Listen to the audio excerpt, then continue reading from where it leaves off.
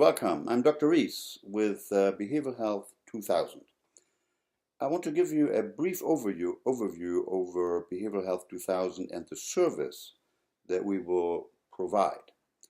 Now, you may ask, why Behavioral Health 2000? There is a lot of information on the internet about all kinds of things: psychiatry, neuroscience, a flood of information. We have looked at those sites, or many of them, and we have noticed that some are quite good, some are outdated and quite bad.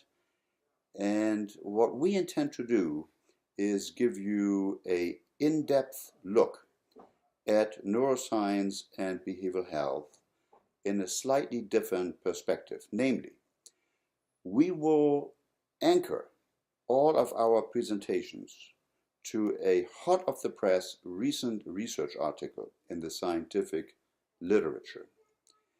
Because you don't want to look at information that is a number of years old. You don't want to look at a textbook that is outdated by the time it appears in print, because neuroscience and science in general is moving extremely rapidly.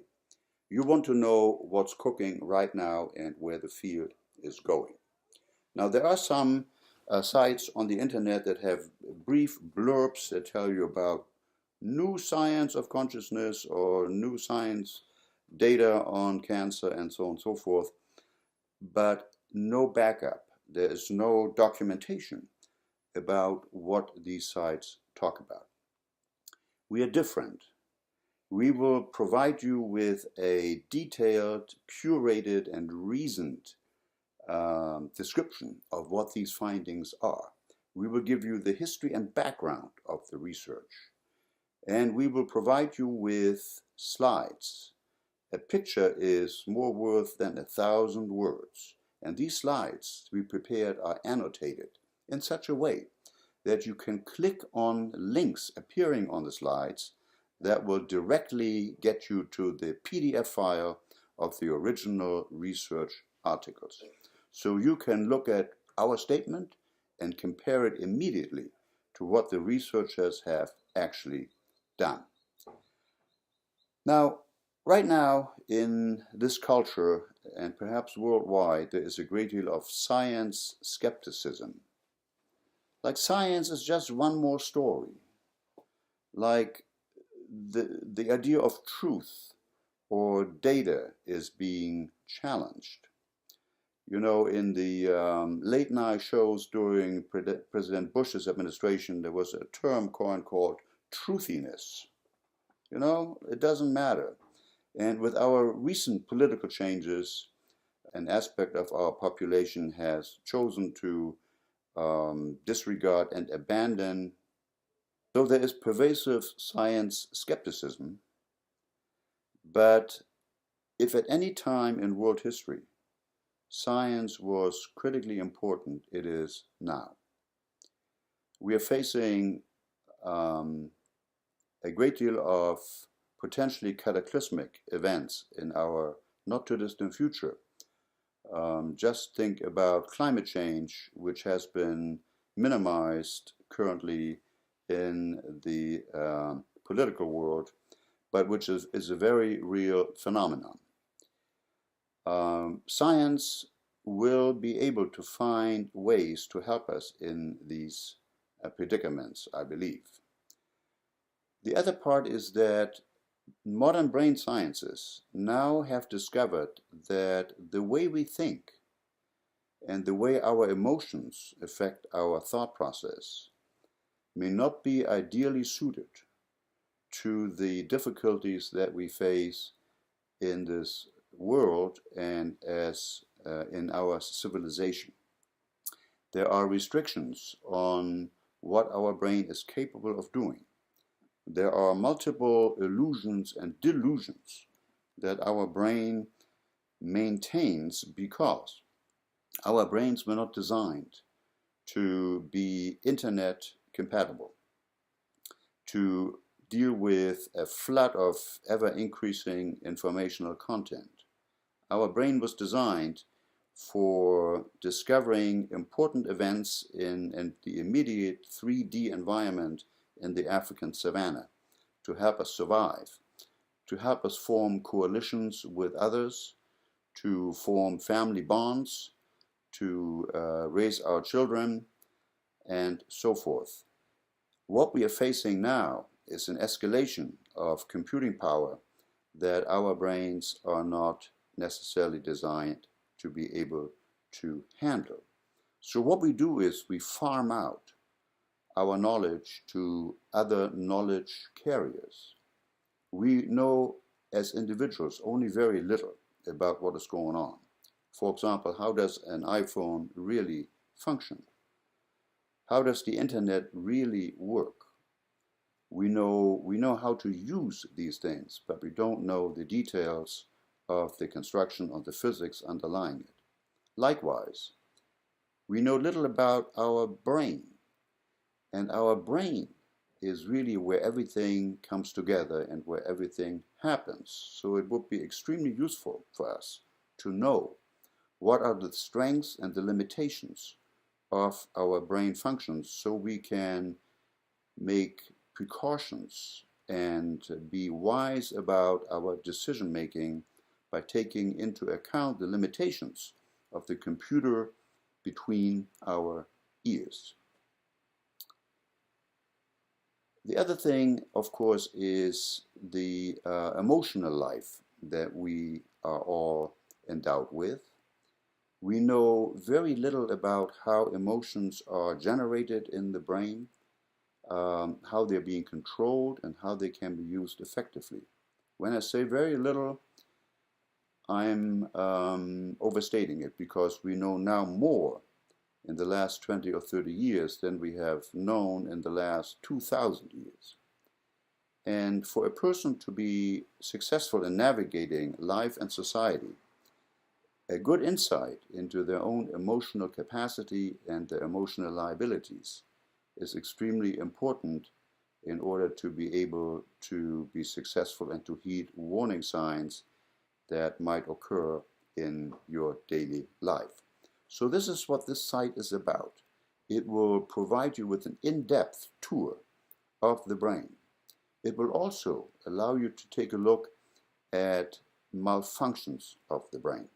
It's been estimated that 20% of all people living in the United States in this year will have some kind of mental disorder, whether it be depression, anxiety disorder, obsessive compulsive disorder, addictive disorder, or a psychotic disorder such as schizophrenia. To be an informed consumer or advocate for relatives in your family with these afflictions, you need to have excellent and scientifically grounded information. And that is what we will provide here for you. For example, we are facing an explosive growth of Alzheimer's dementia in this country and worldwide. And you need to know why it is that so many drug trials trying to address the process in the brain causing dementia have failed, and what the mechanisms are that are going on in the brain. What are the risk factors that may predispose us to developing dementia? All these pieces of information can be critically important for you currently or in your life in the near future. So this is the mission that we have, to give you the best, the newest, the hottest, and the best vetted scientific information. I will now give you a tour of our site so you can see what's under the hood. Let's first go to lectures.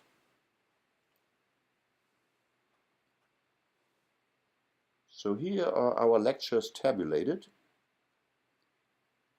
and the lectures are clickable. The themes run from meditation to depression to the metabolic syndrome. You know that there is a massive obesity epidemic in this country and worldwide, which doesn't affect only your physical health, but your brain health as well. We spent a great deal of time explaining what the implications are and the mechanisms that connect metabolic disturbances to brain diseases. We have lectures on schizophrenia and its genetics, which is about to be cracked wide open, and maybe the first mental illness to be really tracked down to a genetic cause and elucidation of the mechanism. We talk about memory. How is memory being formed? What are the mechanisms in the brain? And what happens in Alzheimer's disease when memories are destroyed in a progressive way? We have lectures on Parkinson's disease, which affects 1 million people or so in this country alone. And we have now embarked on a lecture series on consciousness. If you go to the internet, you type in consciousness into Google, you get a hodgepodge of information. Some of it is just new age trash. Some of it talks about the quantum consciousness and all kinds of weird stuff. It will not help you understand how the brain creates consciousness. There is hard and good science, which has made significant progress in the last 10 years in tracking down the brain mechanisms and activities that allow us to have conscious experiences. So let's home in, for example, on one lecture here, making sense of psychiatric genetics. So here is the lecture which will be called up that you can watch in its entirety. These are located on YouTube but not accessible to you other than trailers that give you a flavor of the lecture. We'd like for you to subscribe to Behavioral Health 2000. Now there is a barrier that many people experience when they are asked to spend money on something on the internet. There's an expectation that internet content should be by definition free. If you go to many YouTube lectures, what you will see is advertising. The lectures are not really free. Things are being paid for by intrusive advertising that you have to put up with if you want to experience the content. The price we charge is less than a cup of designer coffee at Starbucks.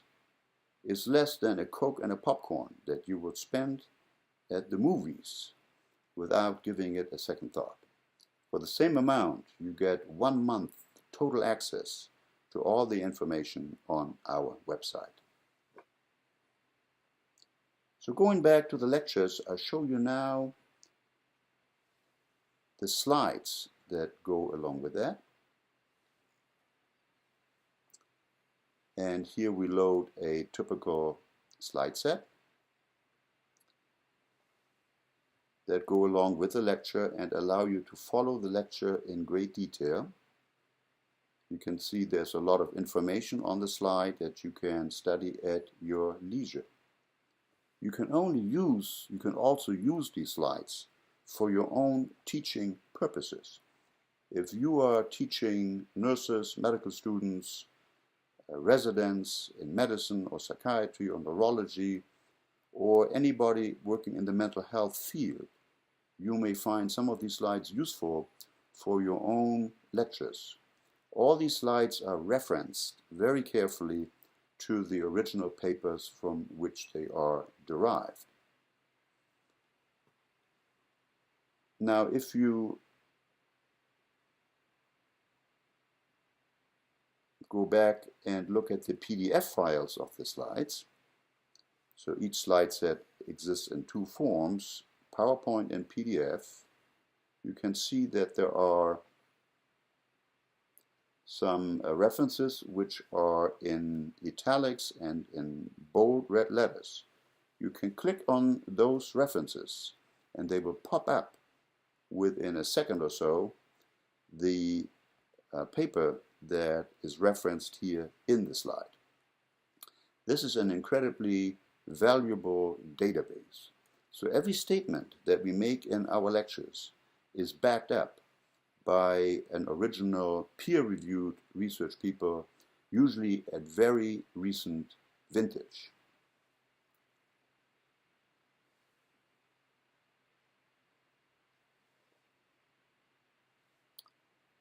Show you another slide set here, just to show you that these clickable items are extremely responsive and available to you. So here we have a lecture on the brain and our misconceptions about how the brain works. And you can see, if I click on one of the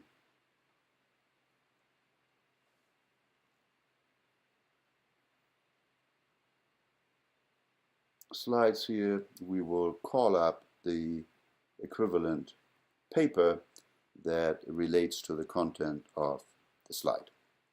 So that is the core and the meat of the lectures. So the lectures are growing in size on almost a weekly basis. So far there are only over 40 lectures or so available for you to review. We're also open to suggestions. When you subscribe, we will ask you for your email address, because we want you to become a member of Behavioral Health 2000. We like your feedback, and we like to be able to send you emails to alert you to new lectures, new blogs, and new presentations that we deposit here on our website on an almost weekly or bi-weekly basis. So hopefully we can establish over time a community of people interested in this content, which may be in some kind of correspondence with each other and are interested in learning more about the brain. Now let's go back and look at something called video blogs. These are often ad hoc small presentations, not necessarily full lecture size, and they come in various formats, often in response to a very recent presentation in the literature that we like for you to be aware of on an immediate basis. So here, for example, was a lecture on the struggle for a model of Alzheimer's disease.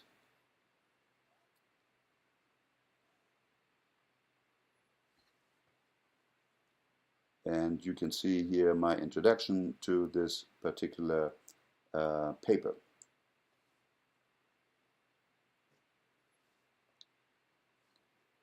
Now, finally, I want to introduce you to what we call our e-course. Now, the e-course is a lengthy document which is growing and is updated on a regular basis.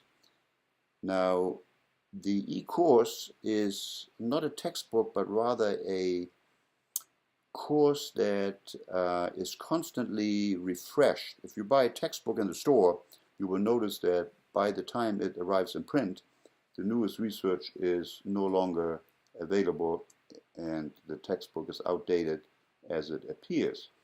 And again, all the references in this book are clickable, as I show you here.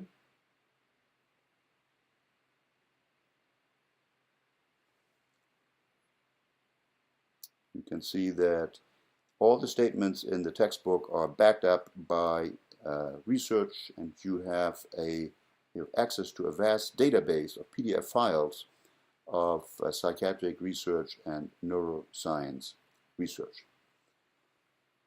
So in summary then, what we provide is a unique service.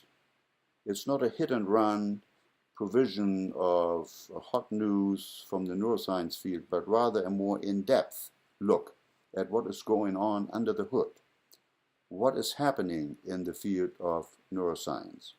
We also expand to themes such as social psychology.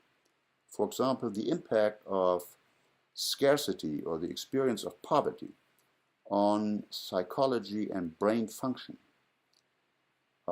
We will also analyze how the brain deals with sensory information.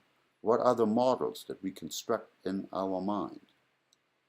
So by the time you work your way through our content, you will have a deep understanding of brain function and how the brain fits into the world and how brains relate to each other. So we are open to questions, of course. You can email us at behavioralhealth2000@gmail.com with suggestions and ideas. So hopefully we hear from you soon, and go ahead and subscribe to us on a trial basis perhaps. You are only liable for $4.95, and you can cancel, of course, anytime.